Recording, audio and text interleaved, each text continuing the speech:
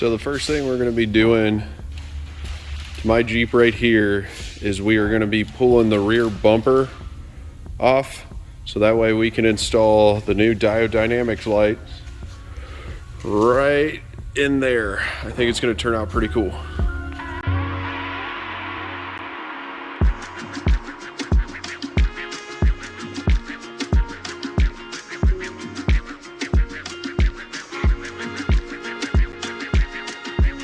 So my next step is, I got all this styrofoam and stuff in the way. I'm gonna cut this off, probably right about here. So that way, when we're installing the lights into that bump right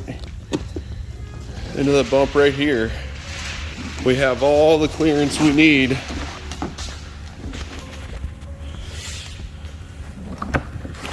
Tilt this so we get a better light up in there.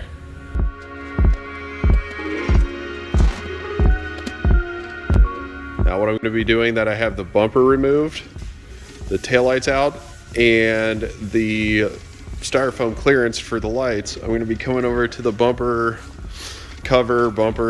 setup over here, and I'm going to be cutting the portion out of the bumper cover that I need to get these lights to fit. So now we're gonna do something along the lines of that, is how these lights are gonna be mounted into the bumper. So one thing Diode Dynamics does send with the SS2 lights is this bracket that you cut out, and basically you set it on there.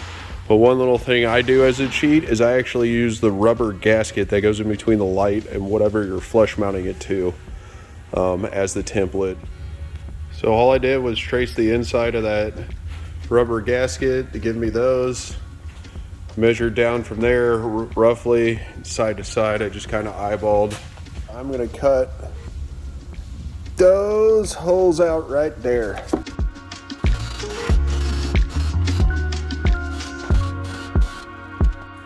So what I did to this was I cut some holes to help with the rounded corners, and then we're just basically going to take this and go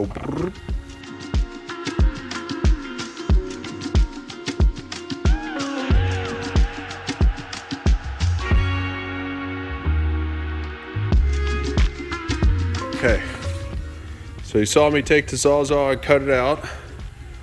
Then I have my little burr tool that I used, and this is basically how the lights are going to go. Cut it out. Doesn't have to necessarily be the most beautiful thing up under there, just needs to fit.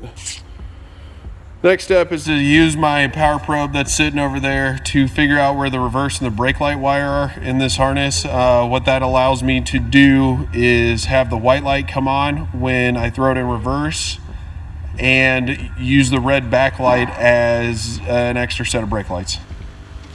I threw this little thing together just a second ago. All it is there's a diode right here, and that's basically an electrical check valve, so it'll allow electricity through this way but not back out this way.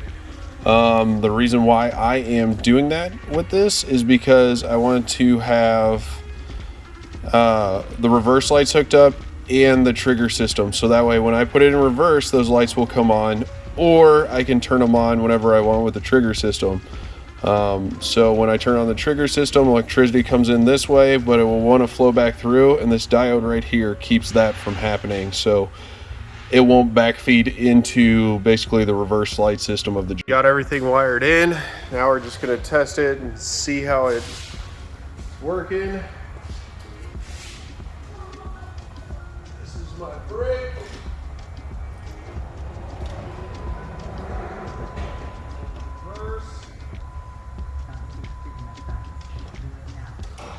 All right, now it's time to put the bumper back together, and we will run the power wire here in a sec.